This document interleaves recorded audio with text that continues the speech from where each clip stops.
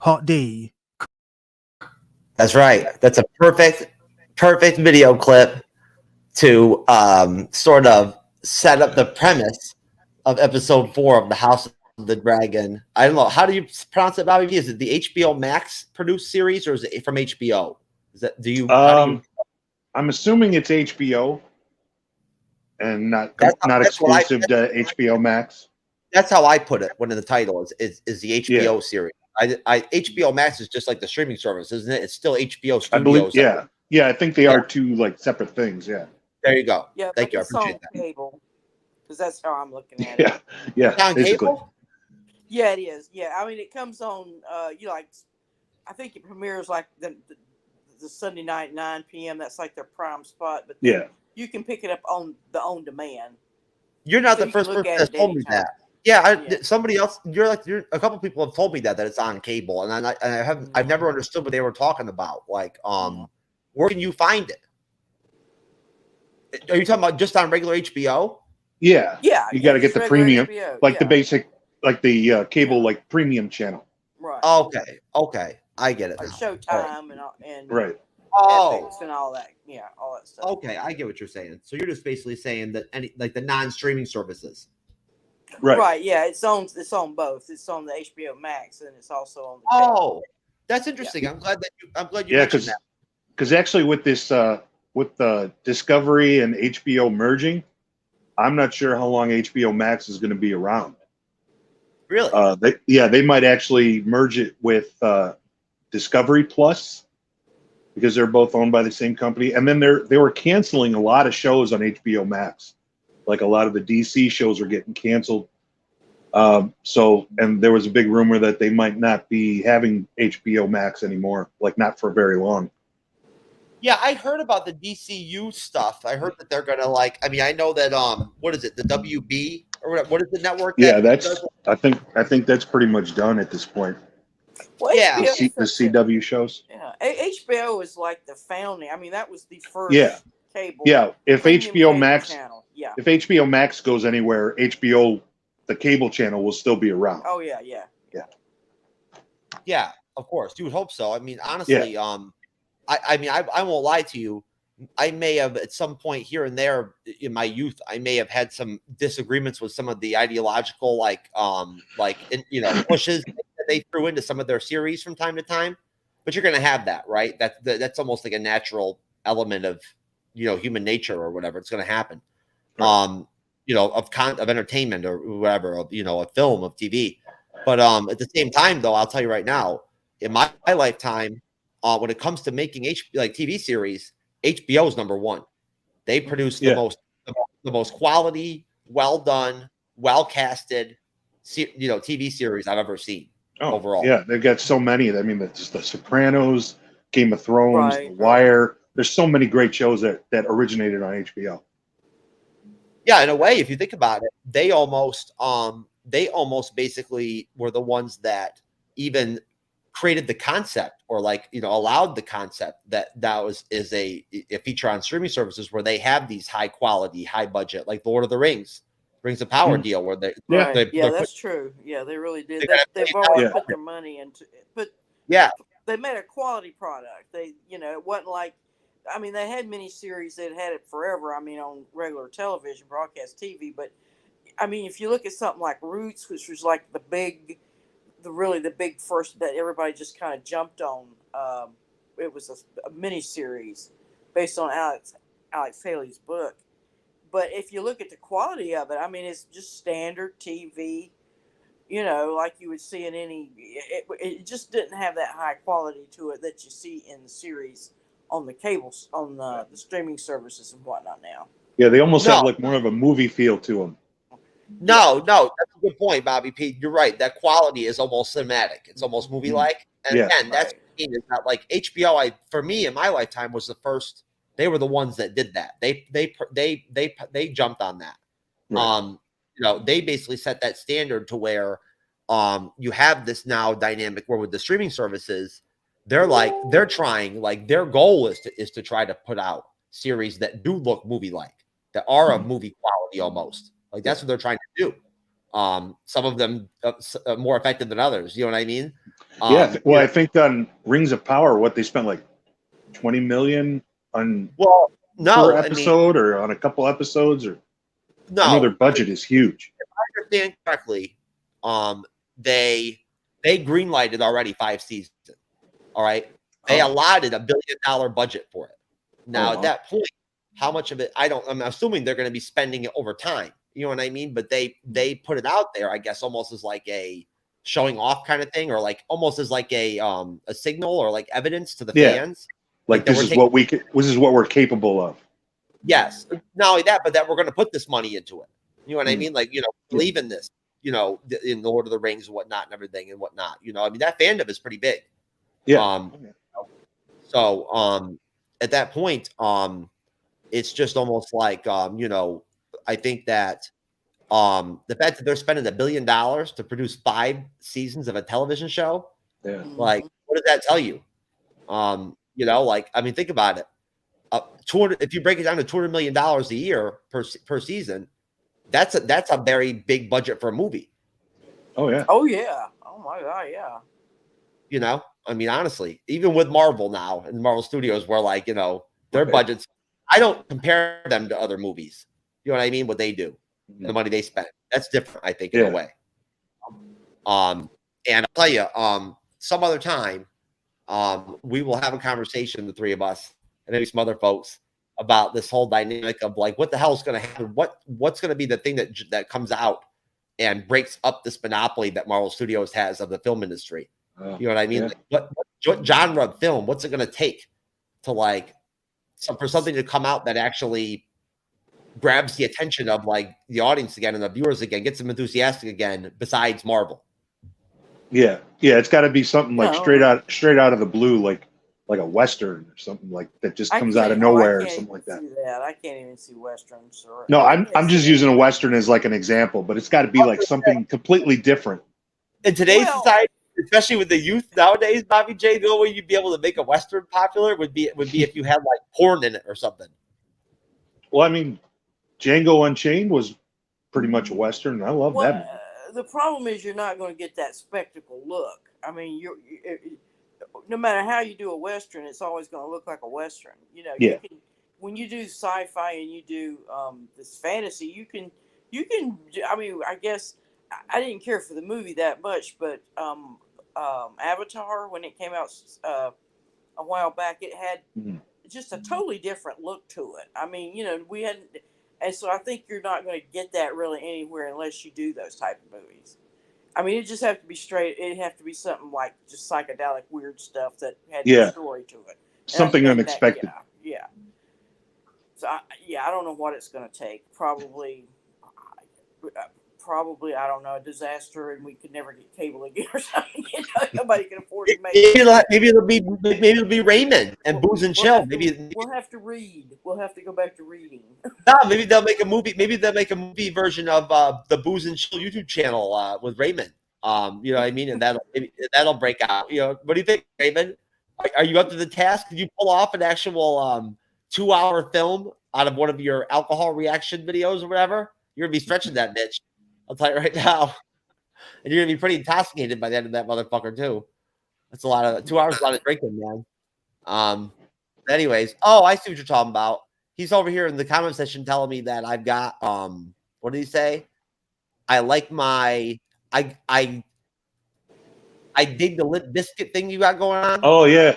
Yeah, you're dressed a little bit like Fred Durst. A little bit. Renee, do you know who Limp Biscuit is? Oh, yeah, I know. Okay, awesome. I know Fredder, yeah. Oh, yeah. Awesome, yeah.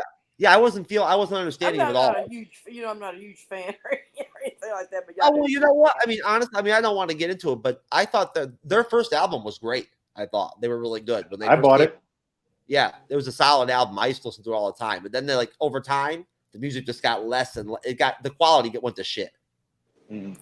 It became. Whatever would have been on top 40, I would have probably heard it. But it became more about money. They became like a spectacle. You know what I mean? Almost, they became like almost like celebrities, not a band. And so, at that point they bought right into it and like threw away the fucking actually trying to create quality music and whatever. That was done, sadly. And either way, they were a flash in the pan regardless, you know, like most things these days.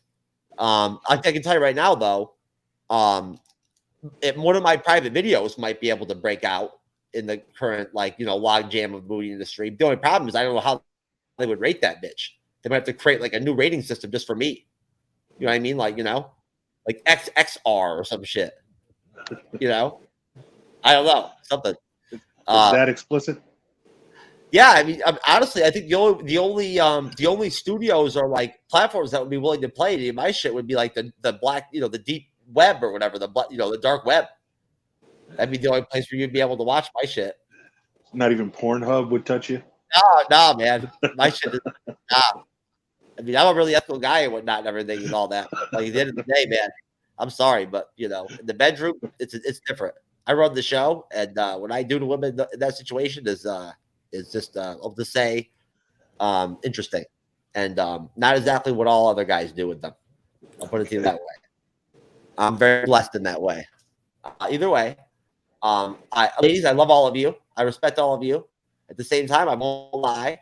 Just like many of you know who have talked to me before on dating sites, my goal always is to try to extricate from you possibly every sexual fucking thing you can give me. You know what I'm saying? And that's what I'm trying to do. Just to be clear, just to be honest. I'm a nice guy, but that's what I'm trying to do. I'm trying to get laid.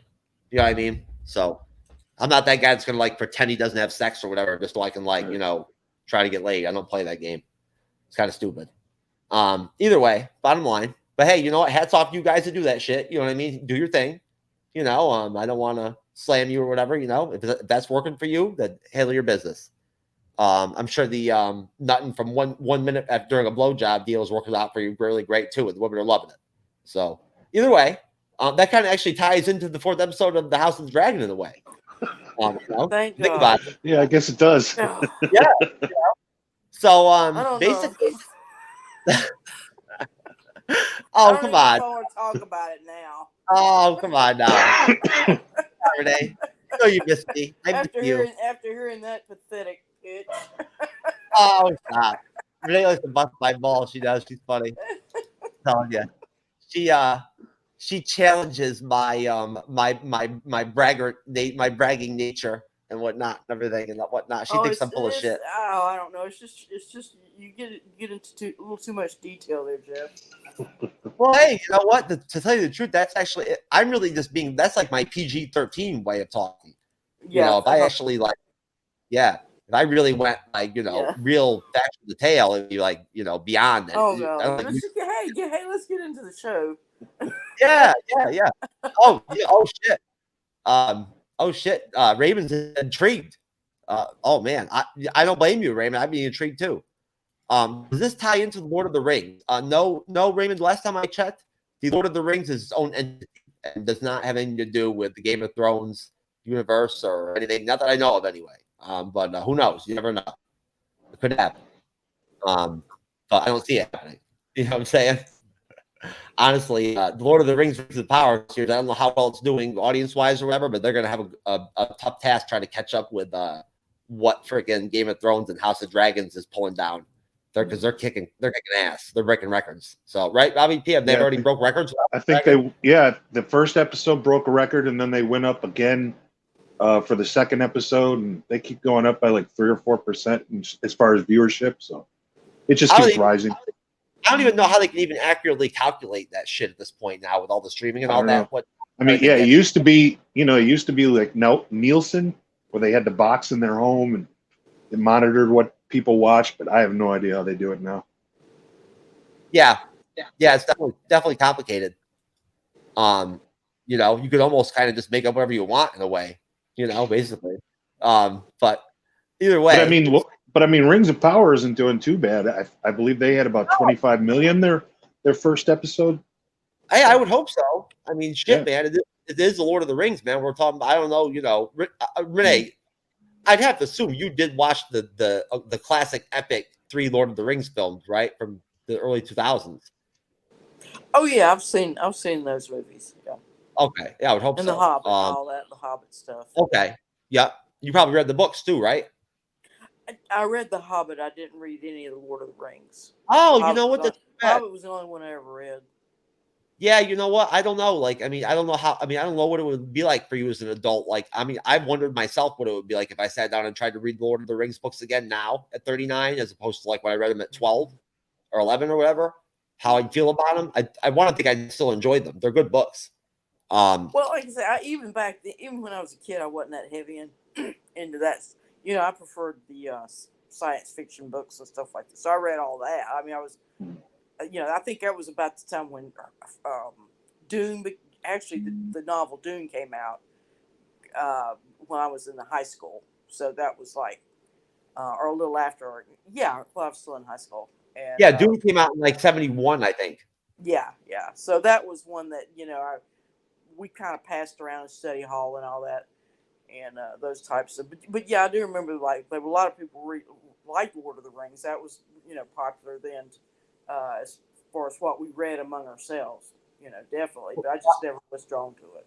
Well, I can tell you right now, I feel very blessed that I'm able to read at this point after my TBI, which of course you guys know I don't like to talk about that much on these shows, and I'm not going to. But at the end of the day, unfortunately, after my TBI, I couldn't read for years. I could not read, and being a prolific reader my entire life, you know what I mean? Like, you know, having it was part of my identity. Everywhere I went, I read. You know what I mean? I was always buried in a book or a newspaper or whatever constantly. So it was very intense. Like, it was very, you know, a big change for me all of a sudden to not be able to read. I just couldn't handle it. It was neurologically overwhelming for me to even try to like go through a page of a book. I couldn't take it. Luckily, thank God, like seriously, thank God, and like luck or whatever, and being blessed or whatever, or lucky. Eventually, I don't know, maybe a couple of years ago in my recovery, I got to a point where I tried to read again and it started to kind of come back. You know what I mean? So like now I can read, just that unfortunately, you know, whereas like I read War and Peace when I was like 11, right? I did. Yeah. I read Dante when I was 11 and 12 years old, right? That's what I was reading back then. So like, you know, now though, the idea of trying to step to Dune, as voluminous as that bitch is, scares me. It does. It scares me. I'm sorry, it's so thick. You know, that I'm like almost afraid to tackle that bitch. I thought about it a couple times, but even the Game of Thrones books, Bobby P, just an example, they're so good, right? But I mean, at the same time, like I just don't have that same motivation or desire, I guess, to read, you know, and I get stuck with books and I don't finish them at times, I guess. So, you know. But they are good books. But I will say this, that as far as the Lord of the Rings goes, just to kind of wrap up that whole, you know, I guess mini segment or thought. Look, I mean, those movies are epic, and maybe in my lifetime, maybe literally as far as I'm concerned, probably the best film adaptations that actually connect to the books that I've ever seen. You know what I mean? Like, you know, in terms of like the book is right there in the movies as best as they could. Yeah. At that point, I think that I don't know. I mean, I haven't paid that much of attention, but I will say, all I can say is I have heard some negative stuff on YouTube recently about where the series is going from some people. But you're going to have that, right? For Rings of Power? Yeah. Oh, okay. I have. I've heard some people, you know, complaining already about where the series is going and whatever. I don't know. I'm only at episode 2, so I'm hearing some bad shit about episode 3. Anyway, so as far as House of Dragon episode 4 goes, now coming off episode 3, Renee, I'd actually like to ask you, since we didn't have you last week, what did you think of episode 3? Oh yeah, that was probably, I think, the best episode so far, including the one you know, the 4th episode I've already seen. But yeah, very action packed. I thought it was yeah, I think we got to see, you know, just how rough the crab, or I guess the stepstones, I guess what they would call it, the War of the Stepstones. Yeah, and the battle, and then how Damien, you know, because he thinks his brother says, okay, I'm getting ready to send, you know, 200 ships, and you know, I'm going to end this thing. So he just takes it upon, and just how he did it, and just slamming his way. I mean, it was really just a great action-packed scene. And then the dragons came in and, scarfed the place. So, like napalm and whatnot. But yeah, it was, probably, like I said, it was the best so far. And I really enjoyed it. Oh, and the intrigue and everything, too, yeah. Oh, I mean, ask Bob. He'll tell you. I was like, it was killing me that you weren't there last week. I wanted to talk to you so. We knew you were going to like that one. I was so looking forward to hearing your opinions on that episode and whatnot. I was like, that was my biggest like excitement for the show was like I wanted to hear when you were. I was a little under the weather and I had to work. That's so okay. I felt like I had to get a little rest. So that's okay. You know what? It's all good. I mean, at least you didn't. At least you didn't give me a full blown panic attack like Jasmine the other night during the She-Hulk review and whatnot. Because I really enjoyed that. You know what I mean? Yeah, I love you to death, Jasmine. But Jesus Christ, man, you gave me a full blown panic attack the other night. Talk about just talking and talking and talking and talking. She just took over the damn show. She's really enthusiastic. Yeah, she had a lot to say. Nobody could talk. Yeah. Well, it's okay. Even when I tried to like step in and be like, Abigail, you answer, Jasmine would jump in and talk. I'd be like, what the fuck? That my anxiety would just escalate from there. You know what I mean? So. Oh, that's another show. Yeah. Yeah, it was wonderful. Anyway, yeah. Nothing like having a full House of Dragon. House of Dragon. Yeah. Well, House of Dragon did not give me an anxiety attack. So, but no.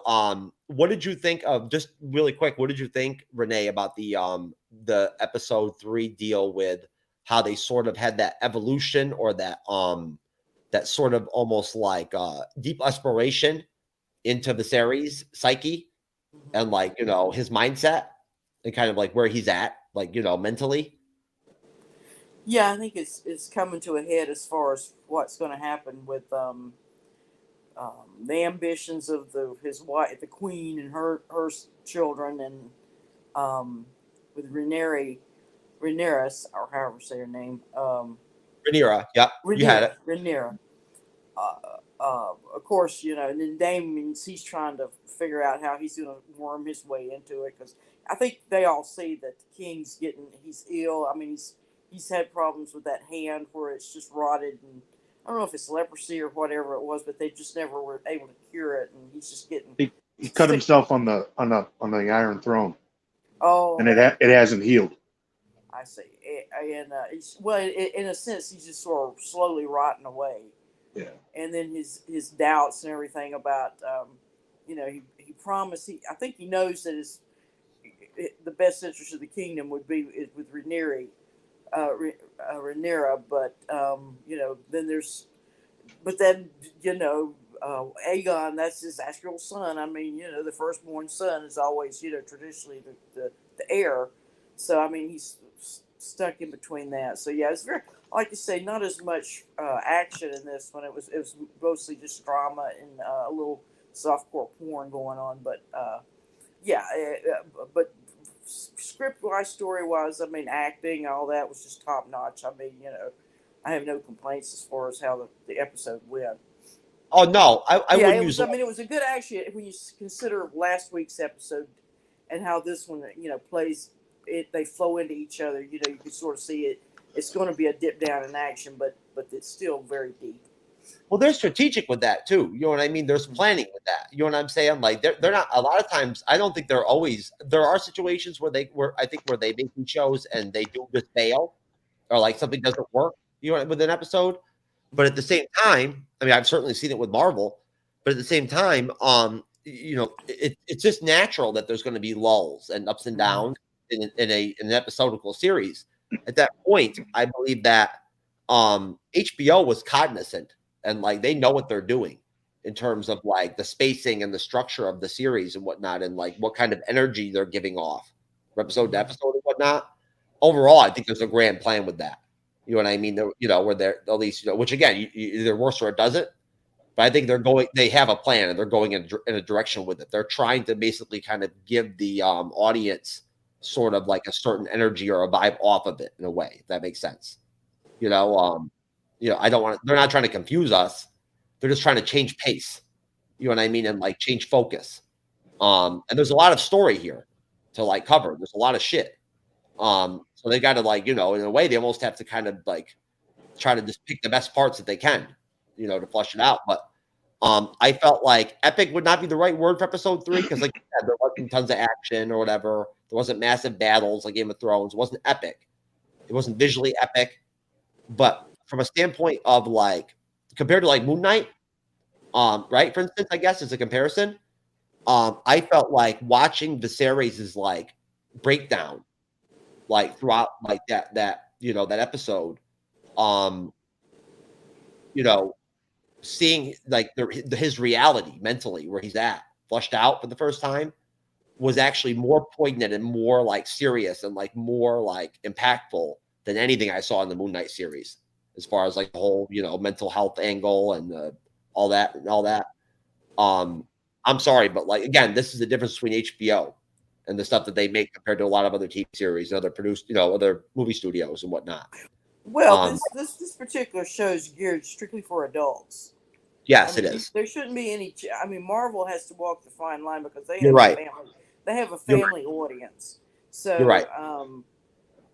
And like you say, Game of Thrones and HBO, they can get away with doing all this stuff. Which you're right. And even, I don't even think it would work if you put it in movie form. You know what I'm saying? It wouldn't work on the big because it's still you have to go for a broad audience.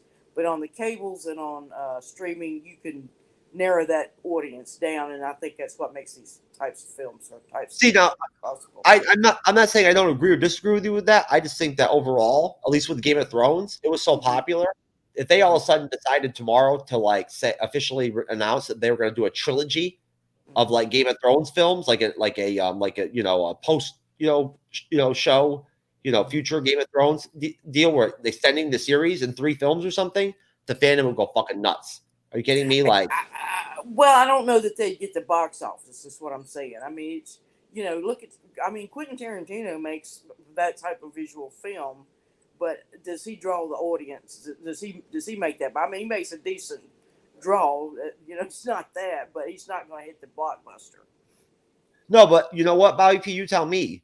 With the way things are nowadays, with the media, with the internet and whatnot, and like with the social media and whatnot, and everything, and the you know, everything being quick, you know, it being so hot, everything, you know, everything being so popular with content having to do with 1-minute video content, shorts, reels, you know, that being like the really trendy shit, and the instant gratification nature of like so much of the do you think that just the overall popularity and like the brand name and whatnot being so popular of the Game of Thrones and whatnot would be something that on its own would draw people into the audience? So. I think so, because I mean, I was one of those people who, after Game of Thrones ended, I really wasn't interested in it anymore. Like the ending was kind of turned me off of it. And then once House of the Dragon came out, I saw like the trailers for it, and it piqued my interest, and just like everybody else, I went right back to watching it. I think it could carry a film if they came out with like a trilogy of films. It's a good thing I got you on the bleeding edge there, Bobby, because essentially it sounds like you had a complete breakdown because you were such a big Game of Thrones fanboy or whatever. Yeah, I mean, I was, as soon as like the first or second season, I was like well deep into reading about the history and the lore and everything. And yeah, the ending was just kind of lackluster. So you had like a psychological collapse at the end. I guess, yeah. Yeah, right? It was extremely disappointing. It brought you back, you know, to life. Yeah. I apologize. I can't help myself with that. If anything, Bobby, I appreciate you, man. You know what I'm saying? Like, no problem. You should appreciate or thank me for shit.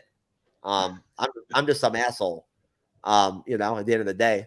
But as Renee will tell you, you know, I'm sure she already says that anyway, the other people anyway. So, right, Renee, is that your pet name for me? Uh-oh, she's muted. Renee, are you waiting for me to talk about House of the Dragon episode 4 and then you're going to turn your mic on? Uh-oh, I don't love it. I might be in trouble, folks. That's not good. I'm in the doghouse with Renee at this point. Anyways, folks, here. Maybe no. Hey, no. I sent you a little message. I have to step away for just. I'll be right back. Oh, okay. I'll be right back. Oh, good. All right, good. I wasn't sure if maybe you took a bad crack hit or something, or went the wrong way or something. I didn't know, so I'm good. It's good to know. I'm glad. You never know with Renee, man. But anyways, no, she's fun. She's a trip, man. She is. I'm glad that I told you, Bobby, when we first met, that you love Renee and whatnot, and you'd enjoy. Oh yeah, she's great. I wasn't joking, right? Right. Yeah. I like working with Renee. Yeah, she's fun. She's fun to record with. She really is. She's very pleasant, and she's very pleasant personally too. She's the same person on the phone when you talk to her as she is here. There's no difference. Gotcha. Except she's a little dirtier, a little grimier. Right. Yeah. Aren't we all? She uses language that you won't use on here. You know what I mean? It comes out then. Just to be clear, I hate to out you like that, Renee, but it's the truth. We might as well not even bullshit about it. But anyways, what do you call it? She only really likes to reveal that side of me, though. Anyway, so the bleeding edge was almost like it brought out the best of her from that perspective, right? It's we either corrupt you or like we give you like a rebirth, like. But no, so as far as episode 3 goes, I guess for me, Bobby, are you ahead of time? Did you already watch episode 5? No, I think where I'm at, it hasn't come out yet. I think it's still got another like an hour or so before it comes out. Yeah, that's right. It comes out the same night as we do the shows. That's right. So yeah, that's cool. That's good to know. I forgot about that. So this is the first time I knew that was today. Somebody told me that earlier today. I didn't even know that. Yeah, it's the same thing with Game of Thrones. It was always like a big Sunday night show. Okay. Yeah, see, I forgot that. I forgot it was Sunday show. I couldn't remember if it was Friday or Saturday. I knew it was weekend. Yeah, it was over. But no, so I mean, I personally, since we're a week behind, I don't want to get ahead. So I'm just trying to focus on like what's at hand. I don't want to get muddled, you know what I mean, or get mentally or whatnot. Right. I'll tell you that basically I feel like what is it? How many? Is it 8 episodes in this series? I believe it's 10. Oh, it's 10. Yeah. Oh, okay. Yeah, that's interesting. And if it goes anything like Game of Thrones, usually the 9th episode, something huge will happen. Like every season, the 9th episode, something huge happens. Like in season 1, the 9th episode, Ned Stark was beheaded. In like season 2, it was the battle for Blackwater, I believe. Like that whole battle, that was episode 9, and in episode 3, it was the Red Wedding. So it's always, if it's just like Game of Thrones, episode 9 is going to be a huge episode. But yeah, I believe it's 10 episodes in total. Yeah, and then like that 10th episode is almost like the cooling off episode where like you get exactly. Yeah, the denouement sort of. I can't remember, even though I did watch the first season of Game of Thrones. Are those last couple episodes? Are they longer? Are they like an hour and a half long or some shit? Not really. They're all usually around an hour long. The last, like season 7 or 8, they might have lengthened the episodes because there was only like 6 or 8 episodes those seasons, as opposed to their usual 10. Yeah, they might have lengthened those episodes, but as far as I know, most of the episodes were about an hour. Okay. Great. That's good to know. I'm glad you told me that. I had no idea. I thought there was maybe 8 episodes of this. So, Renee, you back? Yeah, I'm here. Okay. Renee, I wanted to ask you one last thing about episode 3. Okay. Basically, I just wanted to ask you essentially, what is your take of the series based off that? Like, you know what I'm saying? Like, and Bobby, you too, after Renee, now that you've had some time to really think about it a little bit and take it in, what is your take overall of like where he's at this point? Like, in this story, I mean, is he just weak? Is he like literally, is he literally just not even, is he just not built to be the king? Like, is it just not in his capacity? Is it not his strength? And he can't even handle like the basic, he never got over the death of his wife and son. Yes. I mean, that was, at that point in the story, Rhaenyra, she was I mean, she was content with. She had no problem with that. You know, her little brother was going to be the next king. You know, she was reconciled to that, and probably even maybe Damien was too. But once he died, then that, you know, opened it wide open, and then he was torn between his brother, his the love of his, you know, the loss he's feeling for his wife, and then his daughter that he clearly sees as a brilliant, you know, young woman and very capable of anything she you know puts her mind to. But even so, that's breaking with tradition by letting her become the queen. Yes. Yes. So he's wrapped up in all that. And then he's sick. You know, he's dealing with this the disease that's slowly killing him. You know, over years, and just getting weaker and weaker. So yeah, I mean, I think that was the whole key thing, was that once she died, that set everything into motion. Had she not, and the kid grew up, it would be a totally different, happy ending story. I think that's really Nobody important. Wants to see that. No, I think it's really important that you mentioned that, Renee, to tell you the truth, because I never even thought to even talk about that last week when we got into his whole deal with the episode, right? But we didn't even really get into the, we talked about it. Well, when you think about it, he's handled Damien well. I mean, you know, as best he can, you know, without just going in and slaughtering him. You know, he cares about Damon. Yeah. No, he cares about Damon. Yeah, because he seems to be like a little more at ease when they're not in conflict. Right. Like the time that he brings him back and, you know, they're kind of good with each other. He seems like he's not as stressed out as he usually is. No, if anything, it's this universe, it's this system, it's this political bullshit, it's this like the Game of Thrones, it's this deal. That is the chasm in their relationship, if anything. You know what I'm saying? Yeah. It's not even something that's personal. Right. Yeah, it's just kind of like what they do. Everybody tries to, if they have a claim for the throne, they go for it. It's all there is. It's how things work at this point, right? Yeah. Like that's the deal. So those pressures, they're going to influence relationships, unfortunately, which we've already seen. But honestly, when you think about it, Bobby, with the time jump, we never saw the series really, deal with the death of his wife. Like, you know what I'm saying? No. We never saw. Yeah. They never flushed out. They didn't really, and I totally agree with Renee. Like it was pretty much all he was like kind of living for at that point was for him and his wife to have a son that was going to be his heir. And then when that got totally blown out of the water, it's like this guy who doesn't know what to do. So like the best decision at the time is to make his daughter the heir, but that doesn't really go with like tradition. And he has the vision that I guess it's where he talks about he had this vision, and he always sees his son taking over, you know, as the next out of the flames. Yep. Yeah, and he said that he's been like doing everything he possibly can, praying, like, you know, trying everything possible to bring that back. Mm-hmm. He's wanted that vision to come back ever since. He's still to this day, he wants it back. Yeah. You know, like it's like it never goes away. I mean, there you go again. That's all part of the political drive. It's all part of this whole Game of Thrones, deal. Is that pressure and that whole deal it's that impactful.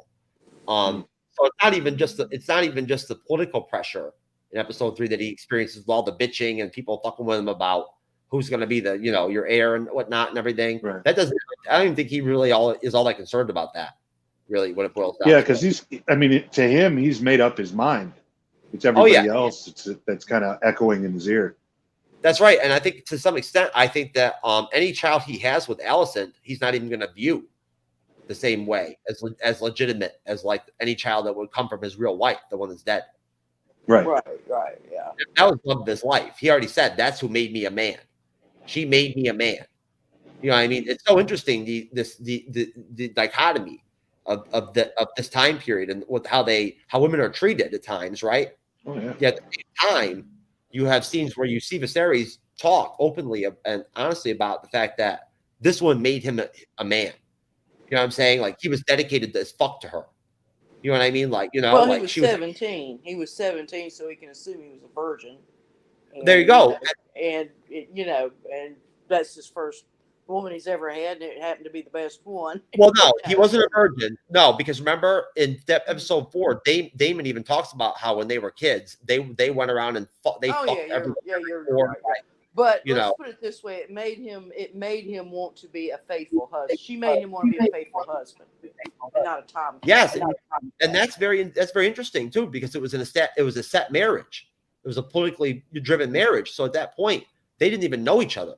Like there was they had to learn to fall in love, like over time. You know what I mean? Like there was no, they didn't organically or naturally become a couple or fall in love. Yeah, and it doesn't always turn out that way. Like I believe Damon and his wife are. We're getting a little feedback. Yeah, I'm hearing that too. Is there feedback? Yeah, I think so. Yeah, I think it's from me. Testing. Okay. I'm not noticing it. I think now it's gone because I'm not really hearing it. Okay. Yeah, there was like a delay where I was like hearing myself twice, but I don't hear it anymore. Oh, you heard an echo? Yeah. Yeah. But I mean, okay. It's good now. I think it's good. Oh, no. But what were you going to say, Bobby? I just lost my track of thought. Oh man, don't you hate when that happens? Right. No, but seriously, honestly, it is rare. Like like you were saying. Oh yeah, that's what I was going to say. Damon and his wife. There goes Echo again. Damon and his wife are betrothed, and I don't think they like he talks shit about her all the time. Like, he definitely doesn't love her. Like, no, that's usually how a betrothed marriage would turn out. Yeah, Viserys forced him into that. Right. That was his punishment, wasn't it? At that point, like this is the before the series. They didn't talk about this. This is I believe it was a way to get him out of King's Landing to marry him off to a different house. Yeah, and I think he did. Yeah, because I want to say he's basically like, is she from the Vale? I think he's like the Lord of the Vale at this point, but he doesn't ever go there. No, and I think that he did something wrong too. He pissed off the series big time, and that was his punishment, was being banished, forced into a marriage. Right. Yeah, I can't remember the exact details, but that's kind of how the story went. You know what I mean? He fucked up. Right. And once the baby died, that left the throne open for Damon at that point, so he became a threat. Yes, and again, that's another interesting dichotomy, is the fact that I believe that Damon does actually want Rhaenyra to become the king or the queen of the realm. I think that is I don't think that's what he wants in general. I could be wrong. You know what I'm saying? And this does go into episode 4, obviously. Well, he can manipulate her. If anybody can manipulate her, it's Damon. Yeah, because that whole episode in the brothel and everything, that might have been just so he could be seen taking her maidenhood, so that he could offer himself as a husband to her. Like, he might have planned that whole thing for all we know. Oh, yeah, but he didn't actually bang her. He didn't actually have sex with her. I don't know. I mean, it wasn't long, but her pants were down. Well, they were. No. Yeah, they were. If it didn't last long. It was very brief if they did, but I don't think they might have done. I don't think he deflowered her. I think that I think you're exactly right. He wanted that to be seen, because he was in that whore who was the informant who sent the little kid that was following. It was all set up. Yeah. Or it could be possible that Damon's just like a lot of these dudes on the dating sites I hear about, where he just nutted in like 15 seconds from head. Well, he probably just got up and rubbed up in between her legs with her pants still up. I mean, that's kind of like one of the beginning things that you do. With a virgin, you don't exactly just plunge right in. Oh, really? Oh no. I didn't know that, but thank you, Renee. I appreciate you. I mean, I never had sex before, so it's good to know that. Well, all of us have to go through like lunch, Well, the first one. If you're lucky, you get a good guy. Well, when I decide to let some dude deflower me sometime soon, I'll make sure that I remember that advice. Okay, well, you'll enjoy it. Okay, I'm sure I will. I love it. Just make sure he's gentle. Right. I'll tell you what. When I do it, I'll record it and I'll make a video. No, you don't. No, forget I'll make a movie out of it. I'll make a movie out of it, and the Academy will give me an Oscar nomination for me revealing my true self, getting fucked by a dude. You know, it'll be like a poignant cultural moment. You know what I mean? My natural state. There's no such thing as masculinity I think that scene was already done in the film Deliverance. Because you done missed the cutoff to Aintree. I'm telling you. I mean, if Chloe Zhao won an Oscar at that point, I think that if I just like gave some random dude, let some random dude give me head for 5 minutes, I videotaped it, I could probably get a nomination for leave Chloe Zhao out. She didn't make she won an Oscar off a non-Marvel movie, so just leave it alone. I think you know what. If you talk about her Eternals all you want, but just the rest of her work, hey, she's done a lot more than you've done. So I think Chloe Zhao may be a shadow binder. You know what I'm saying? I think that's how she managed to get Kevin Feige to like name her the director of Eternals too. Is she used the shadow binder spell or some shit? Or I heard from my sources that Kevin Feige had a massive, intense meeting with Miss Cleo. And Miss Cleo advised him to like bring Chloe back. Yeah. You know? How long have you been bitching about this now, Jeff? Come on. Oh my God! I'm telling you. Find you a new biatch. I'm telling you. Oh wait a minute. Oh shit! You didn't even see it, Renee. You're not gonna believe this. This is gonna blow your mind. You want to talk about some funny shit? This is gonna crack you up. I got a big surprise for you. You're gonna love it. Oh, the audience. So you may not get this. This is kind of an inside joke, but look at my new poster. Look what I got up there. It's kind of blurry. I can't tell. Who is that? Oh, Captain Marvel. Captain Marvel, baby. My favorite character, Brie Larson. My favorite. You know how much I love Brie. You love what now? You know how much I love Brie Larson. Oh, I thought you could say Brie cheese. No, you know how much I love Brie and how highly I think of the Captain Marvel film. Well, I mean, I don't think that highly of it myself, but it's not necessarily because of Brie Larson, but I think it's like Game of Thrones level, like quality. You know what I mean? But it was good. I mean, it was okay. It wasn't one of their best, I didn't think. Yeah, I love Samuel L. Jackson. How they used him up and everything. I like that. How he lost his eye. It must have been rough for him having to fucking act with Brie, man.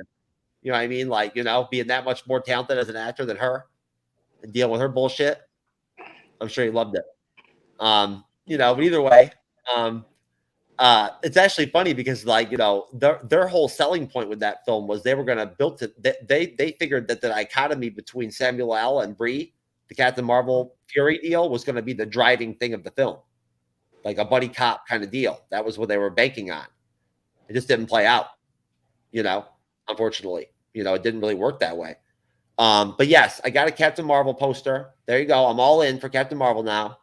Nice. I'm in. That's right. I've decided to change my mind about Captain Marvel and Brie, and I'm all in. So there's my Captain Marvel poster, well, just for you, Renee. Yeah, Aren't you proud? You did not. Well, you didn't have to do it for me, didn't I? Just tell you I didn't think that highly of the film. I didn't do it for you. I didn't do it for you. I did it for Brie, just so I could massage and reset our relationship, since I've had so many negative things to say about her, unfortunately. Whatever. I want to square things up. I feel bad. She wasn't all that good. Honestly, you hit the nail on it. She's not that good of an actress, I don't think. I think there's probably bots on this like porn advertisement in the comment section, 69mega.com or whatever, that can probably act better than Brie. And they're bots. Mm-hmm. So that's rough. But I'm rough on actors, so that's one of the things I would be really if I see a really rotten actor, I mean, I'll point it out. I'll also point out brilliant acting. You know, I love brilliant acting. So. All I know is, look, I don't know Brie, but all I know is this. I didn't even pay that much attention to this. I watched a couple of the videos of like the interviews or whatever that they did for Endgame and whatnot and everything, where she was with the other Avengers and whatnot. And I saw the distaste with them of being around her and whatnot, and like the dirty looks that they were like making and everything. Every time she would talk, I don't know about any of that personal stuff. It happened, yeah. Like it's. I mean, it did. I'm just basing everything as far as what I've seen on the screen, as far as her acting talent and whatnot. And she doesn't appeal to me. I mean, you know, there's not every actor's for everyone. I'm sure that she has her fans, and I don't want to, you know, put them down or anything. Oh, she does. That's just my personal opinion. Oh, she does. I'll tell you right now, there is a lot of blue-haired lesbians out there that freaking. Oh, for crying out! Oh, you know what, Jeff? Let's move on. Let's get back to the show. Honestly. I know you're right. I think we have beat the horse on that. I don't want to anger that faction anyway. I don't want them going after me anyway. You know. Anyway, so no, but no, you're right. I appreciate you guys mentioning the whole aspect of the fact that Damon is sort of a strategic kind of snake motherfucker. He is. Like, you know, I don't know if he's evil necessarily. I feel like there is good in him to some extent in some ways. And again, you guys can tell me what you think if I'm wrong. Maybe that was a setup, you know, like maybe that was a political move to try to, like, you know, degrade, Rhaenyra's reputation, or you know, her credibility as the heir. Well, to do exactly what he suggests to his brother, that, you know, hey, well, betroth her to me, and we'll settle this, and there'll be no scandal, and yada yada, and the whole scandal was a great reason for them to marry. Yeah. Yes, I kept thinking that they never did do it because it would have been, I think, it would have been fitting within that medieval type morality time mindset. That, okay, now let's prove that you did not, sleep with your uncle, and the doctors and whatnot go in and midwives and make sure her hymen's intact. Of course, she just had sex with her guard, Sir What's His Face. So that would have been. I kept saying, oh, good, if that comes in, then what's she going to do? But it actually didn't come to that. So in the series, that's okay. They just dry rubbed or dry humped, so it's all good. No, I think that was full penetration. Oh, okay. All right. I'm not sure. I couldn't tell. But either way, unless she got to undress the man, that was, he had to be the woman in the scene. So he had no choice, Sir Christian Cole, because I mean, again, he's the King's Guard. She's right. The heir to the throne. Like, he has to be very, like, I mean, he could be killed. And very, very submissive. Oh yeah, I mean, look, if you do anything wrong with her at all, like, you could be dead in a minute. You know what I'm saying? Like, they don't play around with that shit. She's royalty. So she's got that dragon. She can always whip. Yeah, but I mean, like, honestly, as much of a pussy as Viserys is and whatnot and everything, when it boils down to it, he's not afraid to have somebody killed real quick or whatever and whatnot if he needs to or whatever. He'll do it quick. Like, he can be efficient at times. He, and whatnot, especially if somebody gets in his ear and tells him, you got to do this shit, right? Like Alice in episode 3, this is what makes sense. So this is why you got to do it. And all of a sudden he's all about it. But no, I mean, you tell me, is it possible that, and I don't have any problem at all going in and out of order with the flow of the episode, but is it possible that maybe the setup actually was to lower her standing so that he could obtain her as a wife because he's into her? Like, I mean, because again, Bobby, like, look, I know that, like, overall, when it comes to, like, the story we know from the book standpoint and whatnot and all that things are going to be different than the series, right? Like, there's no way around it. At that point, they could choose to, like, have Damon be more into her now than, like, later on, possibly. You know what I'm saying? So, I mean, what do you think, Bobby? Like, is there a possibility that he wanted to try to lower her standing to make it's totally possible that he did that, but then it's also possible that he actually has feelings for her, because I mean, with Damon, he's such a person, like, he's such an enigma that he just kind of you really don't know what his motives are. Like, he could be setting this up. He could be actually caring for her. It's like either one's possible with him. Like, you really don't know. But I mean, the way everybody else is in this like world, I would bet my money that he planned it and was trying to get her to look like at a lower standard so that he could become her husband. Yeah, I mean, Renee, that makes sense. Doesn't that logically? Like, I mean, it is fucked up. It is evil to do. It is unethical. But like, to lower her standard and like that and everything, and purposely, embarrass her like that. Logical standpoint, knowing the series the way he does, what Damon does, to him, maybe he, would it make sense for him to logically think to himself, well, if I do this, at that point, I'll almost be forcing the series to like accept my offer of just taking her as my wife. Well, I mean, in their culture, in their, I guess from a couple hundred years before the story is, that would have been, intermarriage or incest would have, been probably common. They're already, marrying cousins and whatnot. So, in some ancient cultures, that's Egypt, for instance, that was common to marry the brother and sister and whatnot. Well, we're supporting. We're trying to bring it back on the bleeding edge. Well, okay. But anyway, that was to preserve the bloodline. That was the whole thing. I mean, that was you wanted to keep it all family and keep as much wealth and everything in the family and the purity that goes back to whatever God was their ancestor, that put them on the planet. And that type of whatever in their folklore is going on. So I mean, it wouldn't have been as shocking just as we would think, at least among them. But even so, I mean, it's by that time they had already started moving away from that type of practice. So there was that distaste to it. But yeah, I mean, whether Damon. I think it could be both. I mean, I think he's being shortly duplicitous.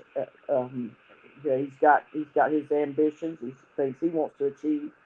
Maybe he can't sit on the throne just yet, but if he can manipulate and get, if she becomes the queen, then and he becomes her chamberlain or her hand or whatever they call it, the advisor consigliere, then that's his one way to power. Rather than just going in and defeating everybody and doing it that way. On the other hand, he could also have good affection for her. He's known her all her life. He's always been fond of her, and, he's sexually attracted to her. She's an adult at this point. So, he figures, well, why not? Anyway, we'll see how it plays out. No, I mean, there's no way around it. I'm hearing that going out too. There's no way around it. I don't think I'm wrong in this. And you guys can tell me, what you think. Tell me what you think, Bobby. I think they're making it clear right now, to some extent, to some level, to some degree, that in some way he does care for her deeply. Like, I'm saying, like he cares about her. Mm-hmm. Like, like her. I think so too. Yeah, her because it seems like every time they talk with each other, like their bond sort of grows closer. So I mean, it's absolutely possible that he does actually care for her. I mean, you can see it. Yeah, they're very much alike. They're both dragon riders and sure. And again, secret language and all that. And we have no background. We don't have tons of history to work with as far as their older conversations or what their relationship has been like over the years or whatever, or will be over time. All we have is what we've gotten so far. At this point right now, I think it's very clear that, like, look, Damon is not like a very open person. Like, he does not like to talk to, like, he, what I'm saying? Like, he's not like, he's almost like Loki in a way, isn't he, Renee? Like, they're very similar. He's not a trickster necessarily, but he doesn't, I don't think he trusts a lot of people. He's conniving. He's always got his own self-interest. He's looking out for his own self-interest. And if he has to put up a front and lie about it and cater to people, he's not above that. He's also very self-reliant. He's also very self-reliant. He's not lazy. He's motivated. Oh yeah, very motivated. Very, very. He's self-aware. Very clever. So yeah, in that sense, he is like the Loki to a degree. Although Loki's, I think he was fucked up by his upbringing. I don't know how much David was screwed up. Looks like he had a very normal princely upbringing, very privileged upbringing. He was, he just wants to be the king. That's just, that's what it is. No, and that's the other thing too. You tell me, Bobby, and then you, Renee. What are Daemon's intentions as the king? I mean, I know he said, that he wants to restore the grandeur of the House Targaryen and whatnot and everything, and of the kingdom and of the Iron Chair. But I don't get the sense with Daemon that he cares about wealth all that much, really, at the end of the day, or that power really does anything that much for him. Like, you know what I mean? I don't get that vibe from him. You know what I mean? I get, if anything, I feel like him saying that and whatnot and everything is more about the fact that he does care about the Targaryen name. You know what I'm saying? Like, he does. It means something to him. And he does care about the traditions and the fact that, they have ruled for so long and whatnot and everything. And if anything, he's just disappointed with the series and the way he's fucking run the show and whatnot and everything. And he finds it fucking like weak and like that he's not done a good job and just wants to set things straight. He likes to win. Yeah. Winning is, and if he can't win the game, then he's going to change the game up so he can win it that way. Well, I like to win because I think power is really important to him. Maybe not the wealth so much, but I think his ultimate goal is to be for his like own ego. For his own ego. What type of power, though? That's my point. What type of power? See what I'm saying? I think he just wants to be on the throne because he thinks he's a better ruler than Viserys, at least. He would be. I think it's obvious he would be. You know what I mean? He definitely make more like direct and I guess more like cutting edge decisions. I guess like he wouldn't really waffle over decisions like Viserys. The way this dichotomy of this time period in this universe works, when you're ruling, right, you're almost better off. Like, and probably more effective, even if you don't think very much about your decision, but you make them quickly, and and you just do it. You know what I'm saying? Like, time is important during this period of time, right? At that point, realistically, wavering and waffling doesn't really. It's really not effective. Well, you have to be you have to know your stuff. You have to be well practiced at it. There's not a quarterback that's going to go out there. I mean, they have to hurry up. They've been practicing this and they've been thinking about it and intellectualizing it before they ever get into that game in that situation. So I would think that Damien would be very much the same. He's very, like I said, very cunning, very calculating. He's trying to think 5 or 6 steps ahead of everybody else because very analytical. Because that's where he's getting his enjoyment. He doesn't get his enjoyment. But he despises diplomacy. He gets his enjoyment playing the game. Remember, this is Game of Thrones spinoff. He enjoys playing the game. Yeah, no, he's very impulsive. He's very like, he's very instant gratification. You know what I'm saying? Like, he's very all over the place and just wants to have fun. And like to a degree, but he's always thinking it through. Also, he's never gets drunk. Sometimes he'll get drunk and I think this particular episode he sort of falls into that. He sort of feels his own self-disgust and everything. I really need to get. You're probably going to see a Daemon that's going to start straightening up and getting his act back together. I think he just kind of has fallen into a sort of like. But he's getting ready to come back, and he's doing it with his niece. Well, he's just going to start playing the game a different way. Well, I think that again, I think Daemon is the type where kind of like how I am, where like I really care deeply about just being myself. I hate being fake at all. Like I don't want to bullshit about like what I like and don't like or whatever, or what my strengths and weaknesses are. With Daemon has no tolerance for politicking. He has no talent. He doesn't enjoy diplomacy. You know what I'm saying? Like, he's very quick and short with people and whatnot and everything. He doesn't like to have long conversations or find middle ground with people.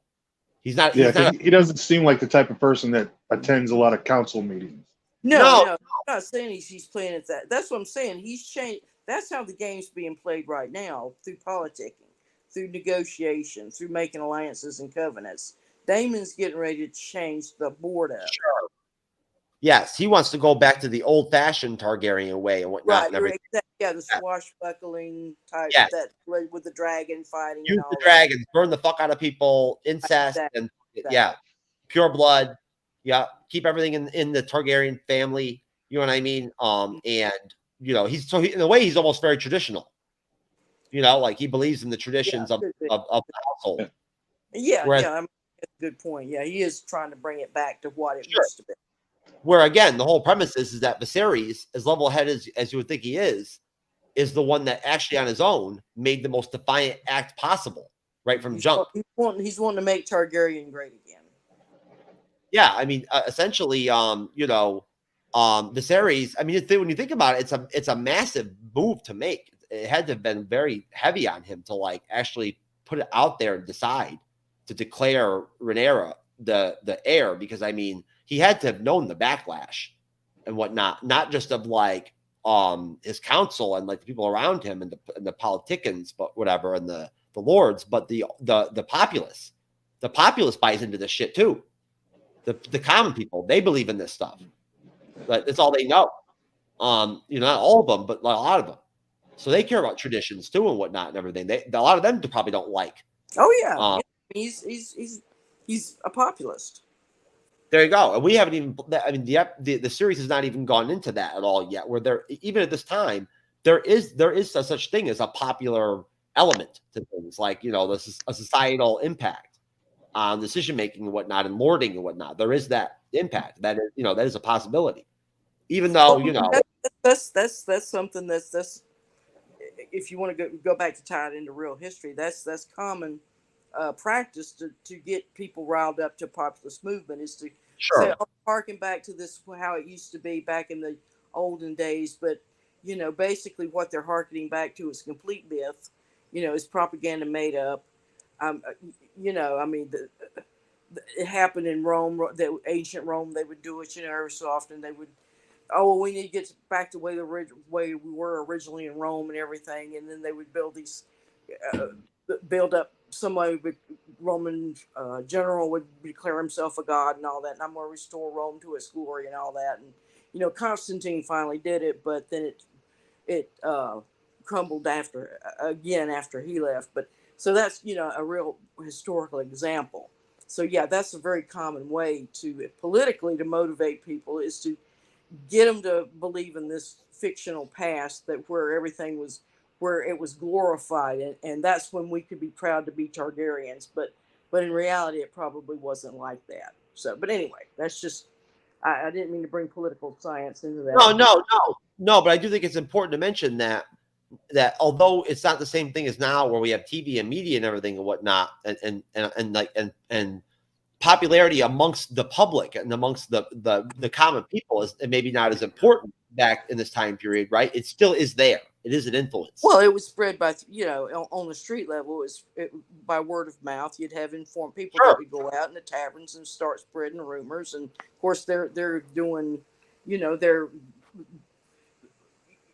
plants and whatnot, their shields for that propaganda line or whatever. And I mean, there were ways of doing it. I mean, you know, we tend to think only we are sophisticated in the 21st century. But if you go back through antiquity, you know, through history and back, I mean, things were pretty much the same. I mean, my goodness, you can go right to the Bible. A lot of people don't read the popular books. They don't want to read the side books. But if you really get into it, I mean, that's how things went on back in the Bible days. You know, they talk about it, how it is, and how you know, you can't trust people, and how you can fool people and all that. So there's, as it does say in the Bible, there's nothing new under the sun. So yeah, it's just a matter of knowing history and making these connections. And I think sometimes you guys rely on the books and whatnot, George R. R. Martin was, but I tend to rely on where Martin himself went, and that was in myth, in history, and how things are done, how political science, how things are done. And so in that sense, I'm really getting a lot out of this TV series, because I really appreciate him doing that. because I think it lends a real with all the fantasy. There's this reality that underlies this story that you're not going to get in Marvel necessarily. So, well, I think I figured out the connection between the Lord of the Rings series, Endgame, and the House of the Dragon. I think it's possible that Viserys' problem with his hand is that he actually crossed over into the Rings of Power series, and he actually gave like a hobbit a hand job or something or whatever. That caused his hand illness. I think they're called the Horfoots or something. Yeah, like it was like it caused some kind of like Middle Earth a tear in the space-time continuum. That's what it actually is. What's it? Wheel of Time. I think there's another series of that. Oh my goodness, there's several of them out there right now. That's kind of. I didn't watch Wheel of Time. You know what? I wanted to watch it, but I never got into it. But I plan on going back and watching it. I never read the book, or the books, but one of my favorite YouTubers, all he covers is like the Song of Ice and Fire, Dune, you know what I mean? Classic science fiction stuff and whatnot and everything a lot. And at that point, he talks all the time about the Wheel of Time and like, the lore of it and whatnot, the story and whatnot. It sounds interesting to me. What was that on? Was that on Apple TV? I believe it was on Amazon. Oh, okay. Yes. But I could be wrong. Yeah. Okay. Now, so at that point too, also, as far as the House of the Dragon goes, as far as again, the populace goes, my only point with it was just that, of course, there is this massive separation where at this point with the head of state, where the king runs the show, and there's a lot of space in between him and the populace. You know what I mean? Like they don't really impact his life, and he doesn't impact theirs that much. But at the same time, if he wants to kill one of them instantly, he will, and nobody will say a word about it. You know what I mean? It is what it is. But at the same time, though, having popular opinion in general with your society, with the people you're ruling, even in this time period in this universe, eventually can end up leading to like some pretty negative shit happening for you overall. There can be some stuff that can come out of that's not good. And at that point, I think that it's interesting to me that Damon's the wild card. Damon's the fucking the one that's pretty much like impulsive and daring and not afraid to freaking do crazy shit and whatnot. And he's violent, you know what I mean, and whatnot, and everything, and unethical as shit, and whatnot. But yet it's Viserys that's the one that actually literally did something that is huge. It's impactful and reverses decades of tradition. You know what I'm saying? And it's causing this fervor that's going to grow into the conflict, the major conflict in the series. It's an interesting dichotomy when you think about it. You know what I mean? Yeah, it's actually because the whole conflict of this whole family will be caused by pretty much a decision that Viserys made. That's right. And if anything, it's Daemon who's, I mean, he hasn't openly criticized Viserys, or anything like that for what he did, with the Rhaenyra or anything like that. I don't think I've heard him say anything about it, have any opinion really on it. Has he? I mean, has he? I mean, he basically should. I mean, he would have a beef with it because every time they put when they named Rhaenyra the heir, that just pushes him back. Yes. And then if Alicent has a son or more than one sons, that's going to push him back farther. So you'd think he'd be a little more pissed about it. He's kind of low key. I think he's more like low key pissed.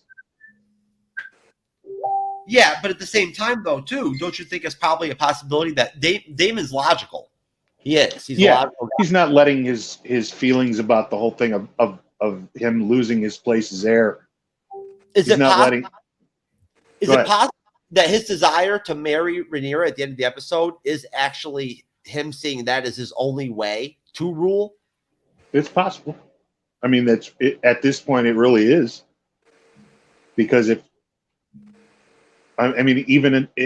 then, it's going to be brief. Because if they have a child and they end up having a son, then that person might be the next heir, and that might push him even farther behind, in the line of succession.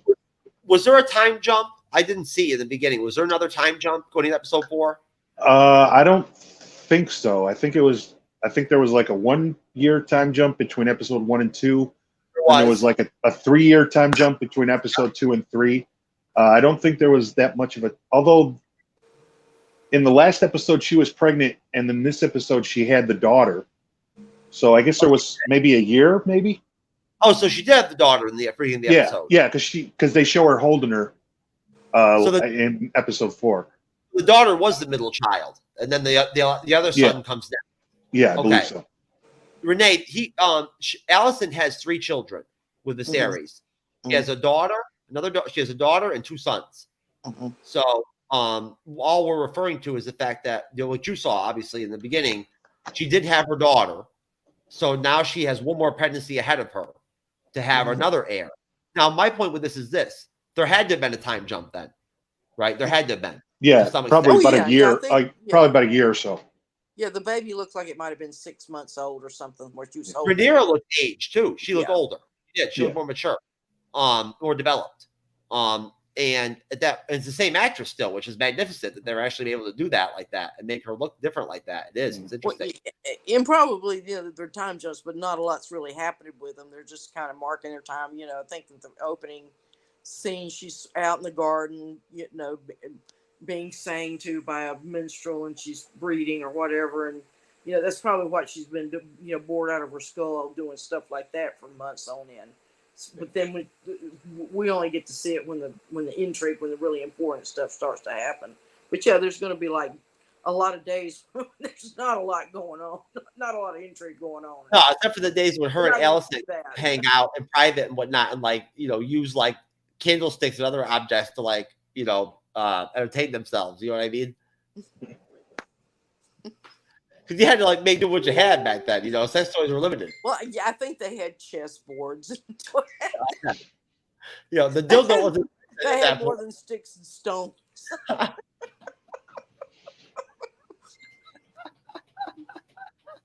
Oh man, that one got me.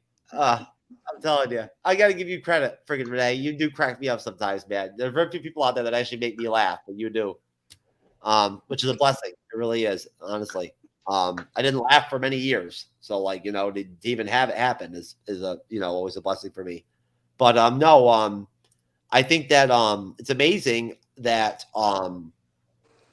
so basically when what was that letter that Daemon sent to Rhaenyra, that that letter or diagram or whatever it was to let her know the secret passage. Yeah. Is that what it was? Yeah, in the Red Keep, when Maegor was king, he built a bunch of secret passages under the Red Keep, and then once they were all built, he killed all the construction workers so that those paths would remain secret. Yeah, he did. But that was one of the tunnels that Maegor originally built. Oh yeah, not just the tunnels, but in the lore they say that there was also secret passages in the actual castle and everything and whatnot, that he knows about and shit. Yeah, because I think Daemon knows about him because there was an episode earlier where he was watching the secret council from behind a wall, so he probably knows all about a bunch of secret passages. No, it don't have to be hard to find. I mean, she just pushed the panel. It wasn't all that well hidden.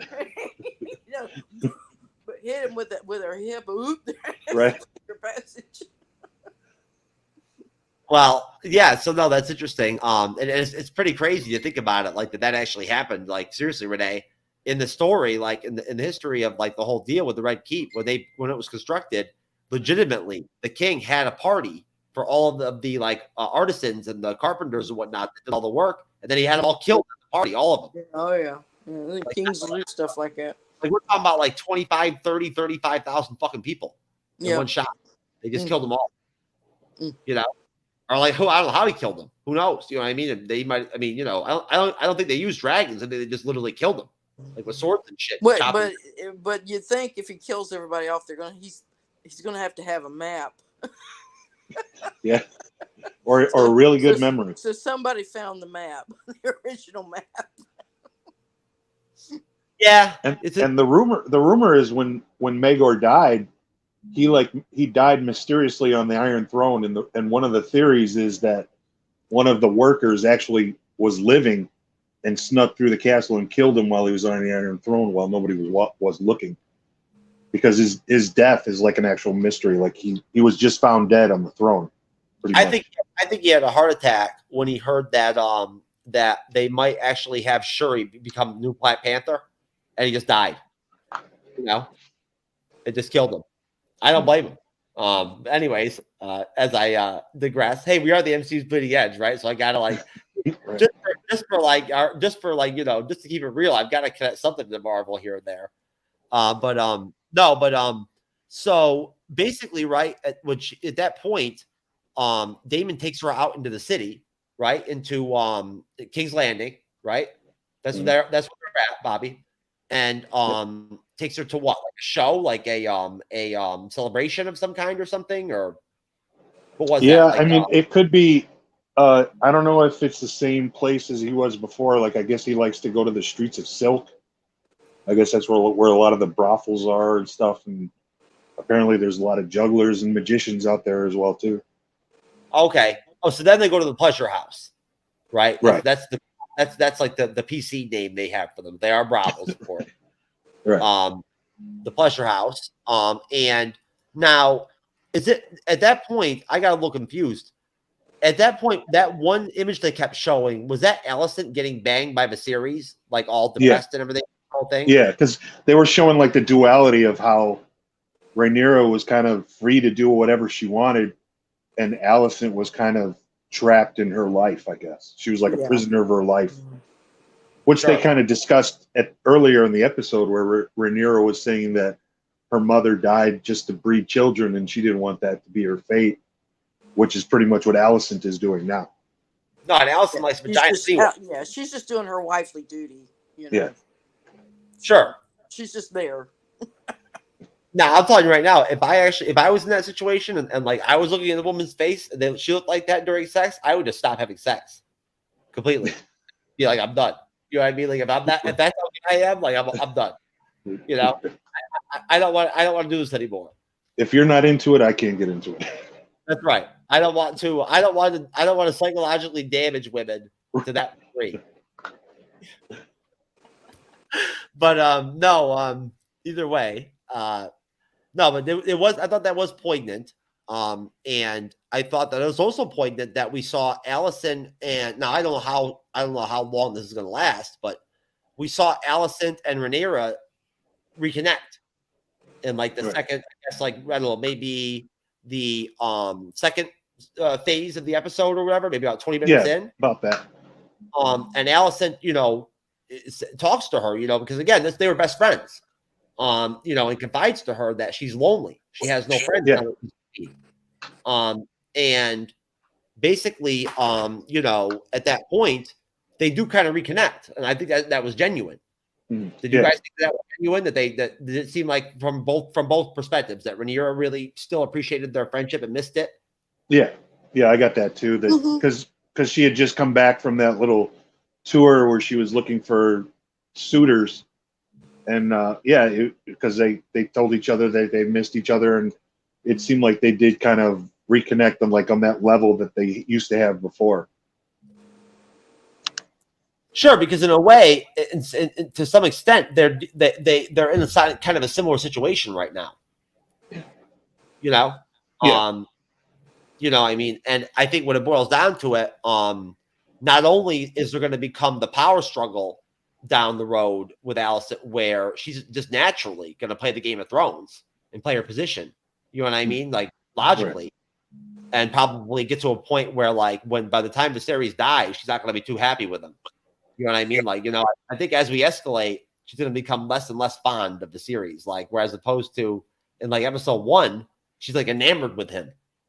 You know what I mean? Like, you know, just being in his presence and talking to him, there's like, you know, she's into him.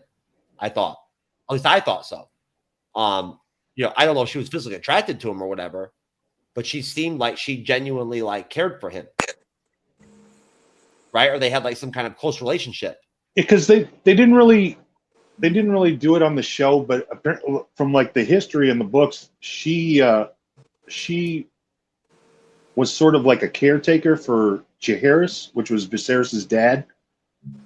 And then she's kind of doing the same thing for him now. So she's kind of got like that sort of like caring like aura about her. And Mysterious' dad was the type to like go in the tunnels to go to brothels and shit and everything and whatnot. So he probably banged her, I'd imagine. That's the rumor that they did at some point bang. Oh yeah. No kids ever came from it, but that was the rumor. In reality, right now, currently, and back then, either way, I would have done that without question. Logically, that would be the right thing to do. You know, why would you want to waste something? I mean, she's a good-looking woman. You know, she is very attractive. You know, but at the same time, Renee, what do you think about, sort of, I guess, the concept, the fact that, I guess maybe even Allison is going to get to a point where not even maybe so much out of like pure, I don't think she's the type that has greed in her. She doesn't appear unethical to me. I don't get that vibe from her. You know what I'm saying? Like, you know, anybody can decide to crave power at some point. You know what I mean? And again, and play the Game of Thrones. It's how things are. But at the same time, she's a mother. She's a mother, and she has a son that she thinks should be the rightful heir because he is she was rightfully legitimately married to the king. She's the legitimate queen. She's not a prostitute like Damon indulges in, and she legitimately bore a son, and he's supposed to be the king in her mind. So that's how she's going to play it. Well, you know, if anything, it's going to be different dichotomy, Bobby, with her and her sons when we get to this point. And who knows how many seasons they'll take to get to this level, but she's not going to be like, you know, Joffrey's mom. You know what I mean? Where she wants to run the show. You know what I mean? Like, she could be at some point. I mean, she could be like in Game of Thrones. You had Sansa Stark, who was sort of like this naive little girl at the beginning, and then at the end, she became a little more, not like power hungry, but towards that way, and she ended up being the lady of the Warden of the North. She became the ruler of Winterfell. She became the queen. Right. Yeah. Which like at the beginning of the series, she wasn't really the type of person who would be that. Like she was just going to be like a princess or somebody's wife. No, I mean, they're still both Rhaenyra and Allison are young. I mean, these are still young women. You know. Yeah, they haven't really grown up. Yeah, they're going to start maturing once they get into their 30s and whatnot, and watch their at least Allison watches her children grow and whatnot. Yeah. You know, and she's just going to get more experience in the game. I think Allison's a little bit older. I think Allison is like in the beginning in episode 1 or so. I think at that point Rhaenyra is 14, and I think Allison I want to say 14 or 15. Allison is like 20 or 21 or something like that. No, I thought they said she was 14 when no, they're about the same. She may be like a year or two older, but she's not. Okay. Well, she was 25 when she married the series. Maybe in the books, in the show, she seems younger than that. Yeah, she's not. Oh, okay. Because like that was the whole problem why he didn't want to marry the Valorian Lena, because she was 12 years old and he would have had to wait till she was 14, whereas Allison is 14 already. That's what I gathered from it, that she was around Rhaenyra's age, about 14 or 15. Yeah, really. And at the end of the day, it doesn't really matter whether they're 13 or 14 or not. Like, you know, in this time period with what the ethical and what the rules of like, you know, sexual consent are and whatnot, there being none back then. At that point, you know, it doesn't matter if a girl is 12 or whatever, whatnot. Yeah, and remember back then, I always like to bring this up when we talk about this subject. The great rock and roll star Jerry Lee Lewis married his 13-year-old cousin. So that's right, and he definitely consummated it too. Before they got married. Yeah, just before we get on a moral high horse is just what I'm warning of. But anyway. No, if anything, I would say is that, I mean, the way I see it from a logical standpoint is like, if you're going to live in this time period, I wouldn't be okay. Like, I mean, if I had to marry a 12-year-old and it was going to take 2 years to get laid, I wouldn't be okay with that. I'm not going to not have sex for 2 years. You know, I don't care if she's 12 or not. You know what I mean? Like, you know, I'm joking. I'm sorry. I apologize. But no, I'm just saying. Yeah. No, You might want to cut this part out. no, just for you're your own worst enemy, Jeff. I'll just say that right now. Hey, I'm just being logical here. You know, what do you want me to say? Some call it logic. Hey, I'm true knowledge, right? So I mean, you know, if anybody's logical, it's me. But so either way, with the ages, I think that with Alicent, what was Joffrey's name again in Game of Thrones, Bobby? His last name? No, what was Joffrey's mom's name? Oh, Cersei Lannister. Cersei actually wanted individual power. She wanted to run the show through her children. Right. To some, you know what I mean? Like, you know, she did. What my point simply is with Alicent, at least now, I don't get a vibe from her that she enjoys being the queen at all in general. Maybe she will later, but I don't get the vibe from her that she's the type where when her sons become of age, she's going to want to run the show. I think if anything, she'll want her sons to legitimately run the show themselves. Yeah. If anything. Yeah, I think that'll probably happen too. Like they're just not. Yeah, Renee, do you get what I'm saying? Like, I don't get that vibe from Alicent that she has that type of drive or motivation to like actually use her children as vehicles. No, she's not going to use them as vehicles. She's going to make. She wants them to have their rightful inheritance. So she has a righteous motive. Okay, and just to jump out of the private chat and add it into the actual show, Renee, I will call it in less than 10 minutes. I promise. We'll flush out the rest of our review right here. All right, yeah, that'll work. Okay. Yeah. So basically, all right. Let me go ahead and just go around you guys. I'll start with you, Bobby, and then we'll go to you, Renee. Now, of course, we all know that the way the episode ends basically is that Otto Hightower goes to Viserys and tells him that, you know, his informants have told him that, you know, Rhaenyra was like, you know, being intimate publicly at a house of pleasure with Daemon and whatnot. And you know, she's been defiled or whatever. Right. At that point, Viserys is pissed, you know, he doesn't want to believe it, everything and whatnot, but he does trust Otto. So over time, he believes it. And then we end up with a situation where now, and again, I don't know if this is strategic. I don't know if this is real. I don't know if this is about like if Alicent really cares about Rhaenyra or not. I don't know at this point. I guess we don't really know. But Alicent at that point reaches out to Rhaenyra and sort of warns her that Viserys knows her father has told her about like the shit with Daemon, and like legit says to her basically, right? Like, you know, why did you bang Daemon? You know what I mean? Like, what were you thinking? Yeah, she was coming at her like she was actually her mother.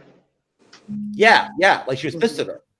Like, you know what I mean? Like, why would you do that? You know, you know, and almost as if she does care about the fact that she's the heir, and she does support that, which I believe she does at this point. Well, if there's too much scandal, then this could bring the other houses down on their house, and then that would affect her son. Remember, keep going back to the fact that her son. This is all about her son. It's not about her. So that's right. So that's how she's going to come at it. So plus she needs to protect the house. She needs to protect the house Targaryen for her son. So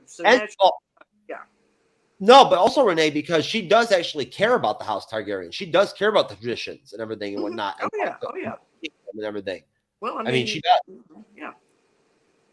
Like she wants things to be well in the kingdom. She wants things to go well. She cares about the ruling and whatnot. She's shown that. You know what I mean? Like, you know, if anything, by pushing Viserys to make the right decisions and things like that and whatnot. She'd almost be a better series. She sees the vision of that city that he has, the model that he has in his bedroom that he loves. You know, she sees. I think that nobody on the show grasps the fact that she's actually really intelligent and like brilliant and like a very strategic, person. You know, it's just that she's a woman, and in her experience, the roles that she's had and who she's been, her lot in life has never put her in a position where she's been viewed that way. You know, so if anything, she's kind of looked at as almost kind of like, I don't know, you tell like a wet nurse in a way, right, Bobby? Like she's just like kind of a caretaker. She mentioned in the show that she's not looked at as Allison anymore. She's just the queen. So she's got her duty, and everybody knows what it is, and which is basically what you said, basically like a glorified wet nurse who's just breeding children. Do you think it's possible over time that she could actually become pissed off and like jealous at the fact that like she's going to end up running the show more and more of the kingdom for the series as he breaks down more and more? Because think about it, he's going to be leaning on her more and more. Yeah, she might. I believe it's possible that she will get like more like power hungry. Yeah, I mean, Renee, you saw in episode 3 basically, right? That essentially like she's basically like essentially almost not officially.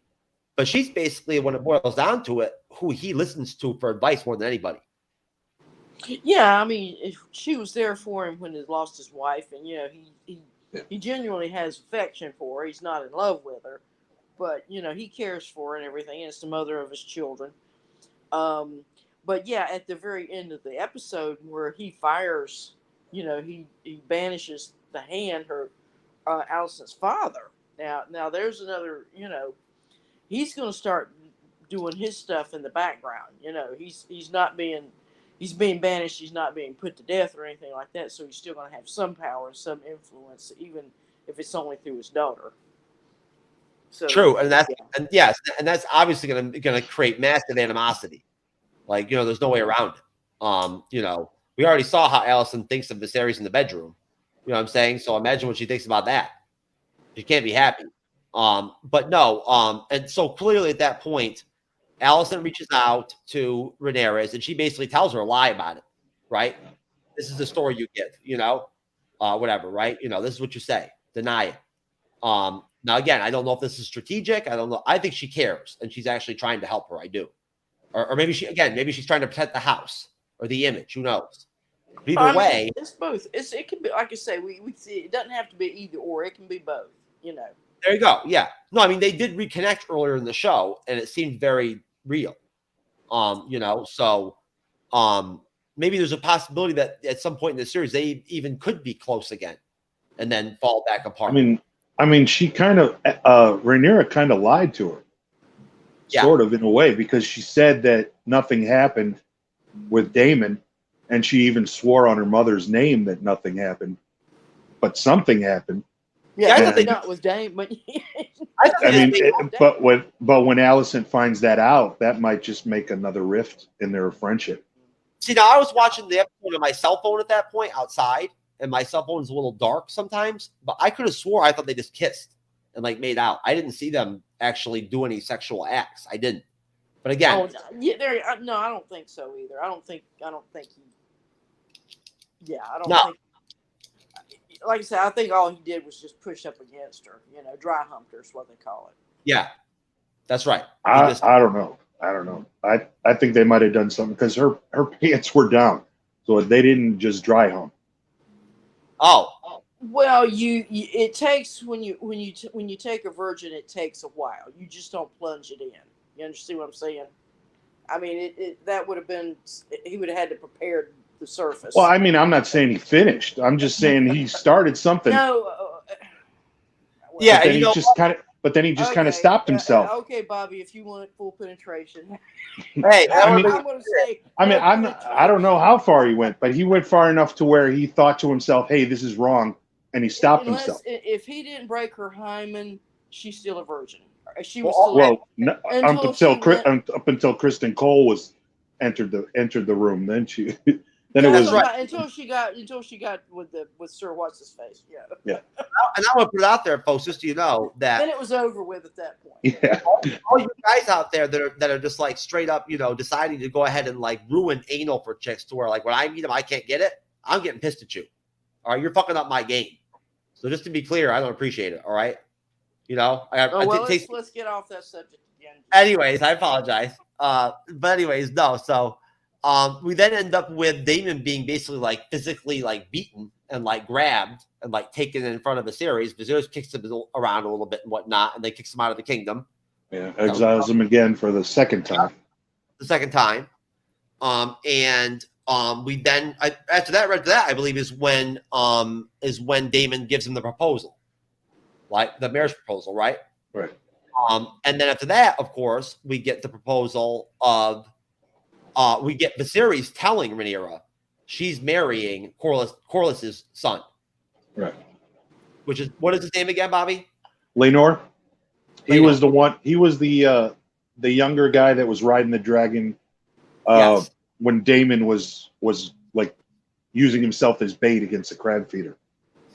Sure.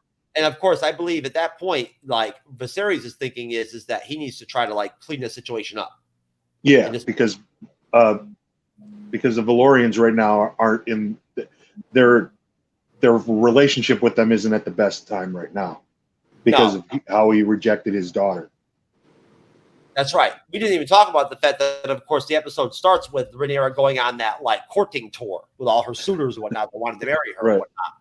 That didn't work out very well. But so basically at that point, and now you guys can jump in and let me know, how does Rhaenyra react? I couldn't even tell at the end there. How did Rhaenyra react to like her being told that she's marrying, I believe she was like, she kind of was like resigned to it. Like she said she'll do it. I didn't really get much after that though. I'm not really sure what her true feelings are about it, but she said she would do it, like out of duty. And now would it be your sense that like, I mean, when she got together with Sir Corlys, was it Damon actually teaching her or showing her or explaining to her that she can do whatever she wants that caused her to then go into that direction? I mean, it could be because the conversation they were having before everything happened, Damon was telling her, he was like, hey, once you get married, you can do and you can have sex with whoever you want at that point. It really doesn't matter. And he was kind of showing her that, his life is just like that. He can have sex with whoever he wants, even if it's her. And maybe maybe if that didn't happen, she wouldn't have had sex with Kristen Cole that night later. Right. He awakened her sexual, desires. Yeah. I mean, she liked what she saw. I mean, she wasn't resisting it or anything. Yeah. He's the one that broke it off. She was ready to go. Right. But so he's at that point, she's like, she's off. She's ready to do it. Yeah, she was raring to go, so she could find somebody. She goes back home and humps the good looking guard. That pleasure house stuff that they showed, whatever, it was pretty tame compared to some of the stuff I see. You know what I mean? So I didn't even, But no, I'm just kidding. I'll tell you, I at times think to myself, I would not have minded living in this time period. It would not have been so bad being like in this universe. I would have enjoyed it possibly. Yeah. Seems pretty cool, but and then go do your podcast on. Well, they have no toilet paper back then, though, so I don't know. Using seashells.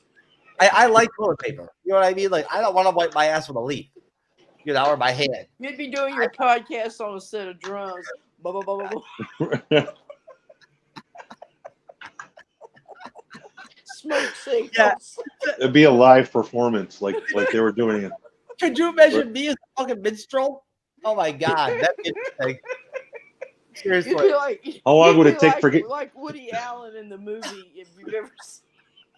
And how long would it take for somebody to cut your? I want to know about sex, but there's like a vignette scene where he's like back in the Middle Ages, and Woody Allen's dressed up with the cap and bells, but he's still got the big horn ring glasses on. I'd be the only him with the big glasses. I'd be the only youth on a ship or whatever that would be abducted by pirates to be forced into like sexual slavery or whatever at pleasure houses that I would like find as a positive. I'd be like, thank you for saving me, from this shitty, boring life. This is what I've always. You'd be the cabin boy on the ship. Like this has always been my goal of life anyway, was to do this anyway. So thank you. Like I appreciate you rewarding. Like you know what the cabin boy's other duties were. He cleaned the cabin and other things. Did something. There you go. Hot D. There you go. But anyway, so basically at that point, when it boils down to it, I'd say that I'd like to really quick go ahead and play these short episode 5 promo. It is 59 seconds, not even a minute. And then we can just basically just give our, I guess, a quick remark from each of us on like what we. I got about 3 minutes left. I got to jump off. Perfect. Awesome. Perfect. I wish to propose a marriage to my daughter and heir. A royal wedding. I hope to herald in a second age of dragons. Rhaenyra's succession will be challenged. Knives will come out.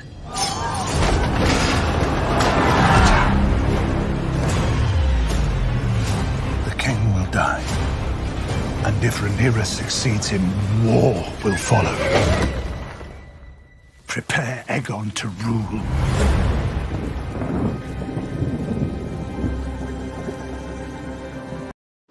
Oh shit, that was dramatic. Mm-hmm. Yeah. So, what Starting do to you get think, interesting. What do you think, Renee? What did you think of that promo? Yeah, I think it looks. I guess it said something about a royal wedding, so I don't know if the royal wedding goes through because then we see it. Looks like there's some mayhem there in the feast, so we'll see what happens there. But yeah, it looks like we're going to have a little bit more dragon action, so I'm all for that. Yeah, me too. I mean, just seeing them, the 2 dragons flying together alone was stunning. You know, they don't have to be burning people or anything. But what'd you think, Bobby? What'd you take out of that? I liked it. I think it's going to be really interesting seeing where it's going. I'm assuming the wedding is for Laenor and Rhaenyra's, the one that they just established there. So I'm interested to see what the whole fight is about because I don't remember anything like that happening in the books or anything. So it's going to be interesting to see where that goes. But yeah, it's really I'm really starting to see where the pieces are starting to fall into place according to like the history and all that. So it's getting better. It's like really starting to get more intriguing now. Well, in a way, if you think about it, Rhaenyra kind of fucked over, Sir Crystal, Steele, whatever his name is, Crystal Cole. Yeah, she really screwed him over because he's a really genuine, nice kind of guy and whatnot and everything. Yeah. So he's going to catch feelings for her, right? That's going to happen. You know it. And so at that point, like, she's going to keep having sex with them probably. And he's going to end up probably getting killed, eventually because he's going to want to be with her. Mm-hmm. I would never know. I can see that happening potentially. So she kind of screwed him already. You know what I mean? So Rhaenyra is kind of freaking manipulative too. Like she kind of is kind of getting in a way, I don't want to say unethical or anything, but she's kind of getting manipulative to some extent, or like reaching a point where, she's starting to get more Damonish in a way. Yeah. Possibly. Right. Yeah. From what I know, she doesn't end up being the good guy, or at least not all the time. No. And we know for a fact from the lore that the last king's daughters were like Hellions, were like hardcore, like trouble for the king. Hey, I hate to interrupt you, but listen, I got to jump off because I got to actually go to work tonight, so I got to run and go jump in the shower. So I had a really good time talking to you, and I'll get you next time. No, thank you, Renee. We really appreciate you. Hi, Renee.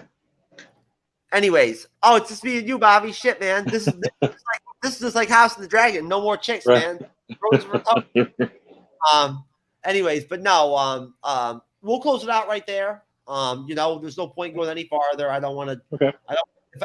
I'm so long-winded. You never know. I can say we're going to talk for another minute, and then before you know it, it'll say 2 hours on the clock, right? But what can you say when you're having good company like this and whatnot and everything, and you've got great source material to talk about? You can just keep on talking forever. So you can't stop. Mm-hmm. It's hard to stop. But I just wanted to just really quick before I do any plugging of any kind, which I don't enjoy doing to begin with and don't do much of. Not really my deal. I'm not a used car salesman or whatever and whatnot. I always feel uncomfortable even doing plugging, to be honest. It's just I don't like it personally. I think I'm begging people or whatever, but whatever. I honestly if anything, I wish that I could just put out there that I really appreciate Renee for being here and whatnot for the show. We met her last week. It was great to have her back. I just want to point out and appreciate Bobby being with me because honestly, honestly, Bobby has jumped right in the game. You know, I mean, look, I'm not like the godfather of content creation or whatever and whatnot, but you know, and I'm not a celebrity and I'm not going to do it anytime soon. But at the same time, you know, I am a 5-year plus experienced content creator and whatnot at this point. We have a monetized YouTube channel, which I'm very, you know, proud of and was very humbled to achieve. Mm-hmm. Even though, you know, I think we've only accrued like maybe 37 cents so far since then. Which is not going to get me very far, you know, anywhere. I don't think even that's enough, like in the brothels and House of Dragon to get laid. Right. You know what I mean? Like 37 cents. But that doesn't get you far. But that only gets you a hand job from Frodo or like from a Hobbit or whatever.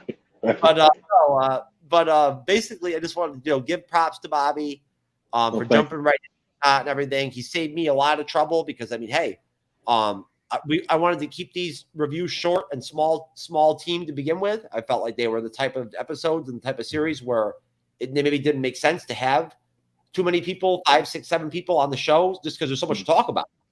And at that point, you don't want people competing against each other just to be able to get their, you know, their points out and whatnot. Right. That's not fun. You know, so at that point, Bobby, you know, has a busy guy. He's got a job, you know, he's got a life. And he's been very, very helpful and very supportive and jumped right on and whatnot and been right in the game, put him right himself in the game from jump and jumped into the whole series with me. And so I've been having a lot of fun. It's been a lot of fun doing it. Well, look, I just want you to know that I appreciate you. And, you know, I think it's just good. I think it's positive to point out, you know, I'm not gaslighting or whatever, whatnot. I'm not trying to like, you know, I'm not trying to come off nice all of a sudden and whatnot after some of the grimy shit I've said during the show. I am who I am. I'm not going to pretend. So, you know, but at the end of the day, I do care about people and I do value people. And I'm not ungrateful at all to people. You know, I'm a very selfless person. I care about, you know, about it when people do right by me. And Bobby's been a solid friend and a solid guest for us and whatnot and everything. And I enjoy recording with him. And he blends right in with anybody he records with. You know, he gets along with everybody. So, I mean, overall, I'd say, if anything, in general, I'd say probably if I had to rate you at this point with your guesting, you know, level or whatever, Bobby, you're at. I'd give you an overall mark. I'd give you a solid A-. A- to B+. I'll take an A-. I'll take that. Yeah, you've been pretty damn good, man. Thanks. You know, well, let me just say I appreciate you for reaching out to me to even get me involved in this. Like, I mean, I was kind of not really doing anything as far as like being on podcasts and stuff. And it's been a really great experience for me so far. And I'm having a lot of fun. And I really thank you for reaching out and getting me involved. Hey, you know what, Bobby P, I'm not perfect at it, but I thank God or whatever, or thank whoever, the devil or whoever gave me the ability to have the ability, even after what happened to me, to be able to be, you know, intuitive enough to be able to reach out like I have multiple times. Because I mean, anybody who's followed us knows we've started a lot of guests here on the Bleeding Edge, and a lot of them, of course, don't come in the shows anymore because they're full team members on shows now. They're co-hosts on shows. That's what's really happening. You know what I'm saying? Like, you know, I mean, I'm not a selfish guy. So, and I care about people and whatnot. So if anything, I'm not going to like fight with another creator to like keep my guests and shit and whatnot. I don't believe in that kind of, you know, although I won't lie to you, it's never fun losing female guests to other shows and whatnot because they're so damn hard to find to begin with. Yeah. I hear that. Yeah, that's just rough just because it's like, damn, now I'm going to have to fucking spend hours and hours on top of each other just to find another one. You know, but you know, either way, maybe we could just start having bots on, like bot females as guests. You know, just try that. If they got opinions, let them get it on the show. Then. There you go. You know, we'll just have bots on, and we'll put a nude woman's picture on them or whatever. You know, and there's. But no, honestly, Bobby, I think that's awesome. I feel like I don't feel special or feel like I'm a hero or whatever, or I'm awesome because I'm able typically to be able to reach out and find good people that come on the shows and whatnot and do a great job like you have. You know, at the end of the day, I think when it boils down to it, I think good people just automatically attract good people. You know what I mean? You know, yeah, you know, in a way, and you know, I think that's still a reality even now in our current situation with society and culture and whatnot. And at that point, I feel like, you know, bottom line, I guess if anything, one thing I guess I'm somewhat good at is the fact that I'm able to communicate with people and make it clear what we do, you know, and the fact that, like, you know, hey, we were trying to have fun, you know, like there's no pressure and all that and whatnot, and you know, you have to suddenly, it's not a full-time job for you, you know. No, I feel really happy. I really am, honestly, Bobby. It makes me happy to know that you're enjoying doing this. It really does. I love your enthusiasm. You know, it's great. It's infectious. It, you know, drives me. It makes me feel more positive. You know, bottom line, I feel like in the general, I hope that in overall, no matter what, you know, that, you know, we can continue to record with each other for as long as possible. I hope so too. Yeah, you know, definitely. There you go. We're gonna keep on doing the bleeding edge. We're gonna be covering the Marvel Cinematic Universe when there is no more Marvel Cinematic Universe anymore. And by that point, we'll be so old, we'll just pretend there's one. It'll be great. Conjure one up in our own minds, in our delusional states. Right. It'll be great. We'll write our own fan fiction. Yeah, there you go. Perfect. But anyways, folks, what can I say? That's the end of our review of episode 4. Did we leave some things off on the table? Possibly we did. You know, there's some things we didn't touch on. What can I say? These episodes are long. There's a lot to flush out. And, you know, if you try to cover everything. It's a long and winding story, so whatever we didn't cover will probably be covered in another episode later on. Yeah. If anything, you know, like, you know, you should expect probably that we're going to be carrying over episodes into episode reviews at times, just like we did earlier. You know, I mean, when people miss shows, we want to hear their opinions. You know, on the other episodes and whatnot. We enjoy them. I know Bobby feels just like I do. You wanted to hear what Renee had to. Oh yeah, definitely. You knew she was going to like that one. Yeah, that's part of the team element of doing this. You know what I mean? Is that you start to develop relationships and friendships to where you do care and you want to hear the opinion, you know, of like your other guests and whatnot. Right. But either way, folks, bottom line, as always, we are the MCU's Bleeding Edge, and we are the only that I know of that I've ever heard of or seen podcast or YouTube channel or like content creation team in the fandom that is R-rated. We are not for kids. And we're not doing it for attention. We're not doing it to be special and whatnot. We're just doing it because, you know what? That's what we do. You know what I mean? And I'm sorry, but like, you know what? I have no problem, like, you know, with YouTube's rules, but I'm not going to not drink alcohol for my shows and like not swear if I want to swear. You know, I'm just not doing it. You know what I mean? At that point, I can't enjoy recording at that point. So I'm not going to do it. So I'm sorry. But either way, at that point, I hope you all enjoyed the review. Of course, we want to go ahead and just shout out and thank all of the wonderful people that end up catching these videos, you know, as actual videos on YouTube, like most of our views come from. And of course, point out that we are not just live on YouTube. We're live on multiple platforms. We just unfortunately cannot see any of our, you know, audiences on them on here. Sadly, I don't know why, but it's not visible. But thank you to all of you on Facebook, Facebook Live, Twitter Live, whatever the hell it's called, Periscope, whatever they're calling it now. I don't even know. I'm confused with that whole thing, to be honest with you. I'm trying to figure it out. But Rumble, we love you, Rumble. Our audience on there is growing. I'm looking and seeing we're getting more views on our lives every week. Every episode is going up. You know, last week it was 10. And hey, you know what? 10's not that many people, but you know what? When you're just starting off on the platform, I'll take 10. Yeah, you gotta start somewhere. Hey, 10 leads to 20, you know? Right. So, but shout out to all of you out there and whatnot that enjoyed the MCU's Bleeding Edge. I hope we did a good review. We'll continue to try to improve and do our best. And hey, at the end of the day, we're not trying to be all-stars tomorrow, but we do care about the quality of the content that we make, and we want to entertain all of you. So I hope we did a good job with it. If you enjoyed the Bleeding Edge, then please, of course, do not be lazy and fucking not even give a shit and not subscribe to our YouTube channel. Come on now. I shouldn't have to beg you. It only takes 2 seconds to click that damn button. All right. So, you know, come on now. Just click it and subscribe to us and help us out so me and Cyber can reach 3,000 subs. Because I'm telling you right now, believe it or not, you don't know my background or my story, but at one point in my life, the concept of us ever even so much as having 500 subs was something that was impossible to me, that would never occur. So hitting 3,000, would be like, I don't even know. It would be mind blowing for me. So thank you very much, folks. Thank you to HBO for giving us this awesome series with these awesome episodes to talk about and whatnot and everything. And thank you to George R.R. Martin because you're responsible for all this shit. Yep. Mastermind. There you go. Besides that, folks, God bless you all. Take care and enjoy your work week. And we'll see you next weekend.